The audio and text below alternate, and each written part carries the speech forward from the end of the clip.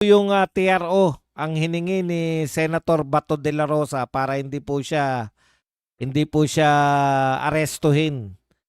Ito po, basahin po natin. Senator Bato de la Rosa asked the Supreme Court to issue a temporary restraining order o TRO or writ of preliminary injunction that would stop para pigilan ang anumang possible arrest warrant against him by International Criminal Court. Yan po ang pahayag ng Supreme Court spokesperson. So humingi po ng TRO si Senator Bato para hindi po siya maaresto. Okay? Pero ito pa po ang isang kahilingan ng kampo ni Bato. The court added that the former PNP chief also filed a motion urging Ombudsman Boying Rimulya to submit a copy of the supposed ICC arrest warrant that he claimed last week. So pinapagsumiti, no? Na humihiling si Senator Bato, total may kopya. May kopya na raw si Boying, humihingi sila ng kopya ng warrant of arrest kay Boying. Kaya yan po yung dalawang request, TRO at saka humihingi sila ng kopya ng warrant of arrest ni Boying. Okay. Alam nyo po, eto sa totoo lang po, eto sinabi ko nga rin to kanina nung nag-program kami, no?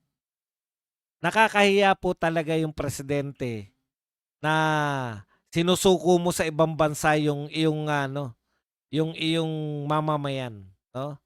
Hindi po nararapat. Lalo na po kung hindi tayo miyembro ng ICC, nakakahiya po talaga. Kung ako po sa ibang foreign government, pasensya na po yung mga apektado. Kung biglang maisip ng foreign government, marami pong OFW nakukulong sa ibang bansa. Pinakikiusap po natin. Hindi po to simpleng pagmamagandang loob ng gobyerno. Ito po ay tungkulin ng gobyerno na ipakiusap yung mga, lalo na po yung mga nasa death row doon sa ibang bansa. Nagbabayad pa nga tayo ng blood money, di ba? Para lang po mapatawad yung mga nagkasala. Napatunayan na po to Hindi ka naman hindi ka naman idedetro kung hindi napatunayan Katulad ng kaso ni Sara Balabagan, di ba? Nasa detro na yan Humihingi pa rin po tayo ng clemency o kapatawaran sa mga mamamayan natin. Kung ikatwiran po sa atin yan, Mr. President, sabihin ng mga gobyerno na may nakakulong na OFW, Mr. President, hindi kita mapagbibigyan. Kasi sarili mo nga mamamayan Pinamimigay mo sa ibang bansa Tapos ikaw, etong mamamayan mo, nagkasala to sa bansa namin. Kaya siya nakakulong. Hihingiin mo. Dito, protektado yan. Nagkasala na yan Pero ikaw, wala kaming tiwala sa'yo. Dati mong presidente, pinakulong mo. Yun ang pinakamalupit dun. Alam niyo po ba nagawa sa pamilya nila ni Pangulong Duterte? Ang tagal pong nakapreser ng tatay niyan. Naging tourist attraction na nga yung tatay niya Yung nakapreser yung bangkay Alam niyo po ang pinakamasamang ugali sa lahat? Si President Duterte lang po ang tangi, ang kaisa-isa na nagmalasakit na ipalibing sa libingan ng mga bayani si President Marcos.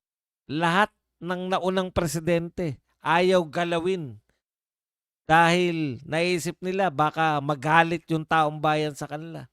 Pero si President Duterte, kese hoda.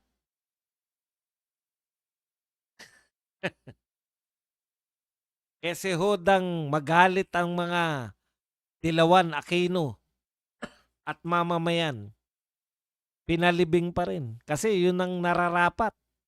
Paniniwala ni Pangulong Duterte, yun ang naaayon sa batas. Walang nagawa sa'yo. Alam nyo ba kung anong dinimanda nyo sa kanya? Ang dinimanda nyo sa kanya, nag-conduct siya ng war on drugs. Kailan pa naging masama yung paglulunsad ng anti-drug campaign? Kung masama yan,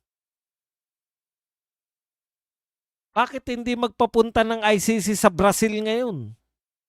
Nakita po ninyo, nasaksihan natin lahat. Pinagmamalaki ng Brazil kung gaano yung karami napatay nila ron sa war on drugs nila. Bakit hindi magpapunta? Imbestigahan ng ICC si Donald Trump, nagko-conduct ngayon ng war on drugs. Alam niyo po kung bakit? Kung bakit po hindi nila kaya? Mayayamang bansa yan, malalaking bansa. Ang kaya lang po nila yung mga bansang katulad ng Pilipinas, yung mga bansang Aprikano. Yan lang ang kaya ng ICC. Yung nauuto nila yung mga leaders.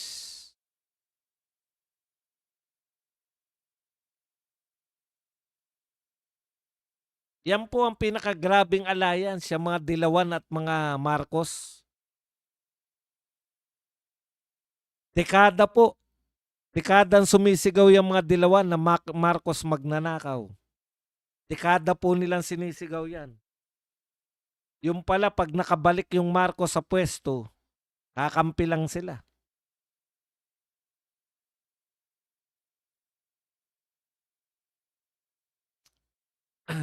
Ang may news blackout. Pero nasa balita ngayon FB. Ayan, ang balita ngayon.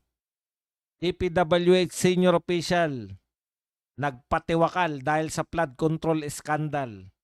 Isang senior official ng DPWH Sorsogon First District engineer. Ito po, kalat na kalat po to. Kung hindi po totoo, magpahayag po yung DPWH First District.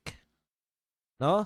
O kaya, dito po lalabas, dito po magagamit ng mga investigador yung galing nila. Calling Mayor Magalong. Diba gustong-gusto mo?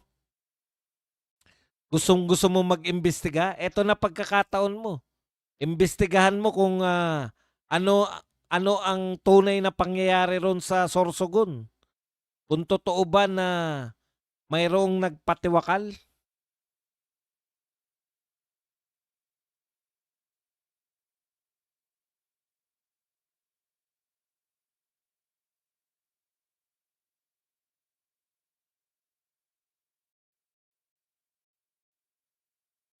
May pangalan na pala.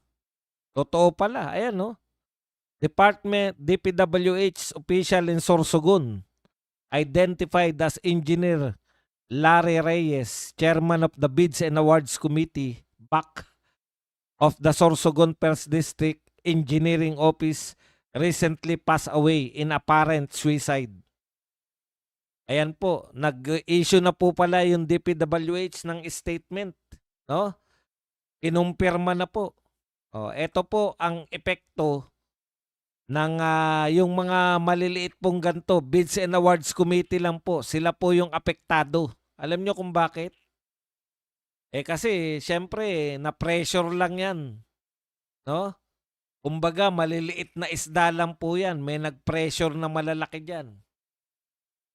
Ngayon, Magalong, di ba magaling ka mag-imbestiga? Nakakahiya naman sa mga picture mo at sa mga video. Mukha kayo naghanap ng gagamba sa Davao City. Eto na, Magalong, pangatawanan mo na magaling ka mag-imbestiga. Eto na chance mo. Imbestigahan mo kung bakit nagpakamatay ito. Baka may nag-pressure dyan.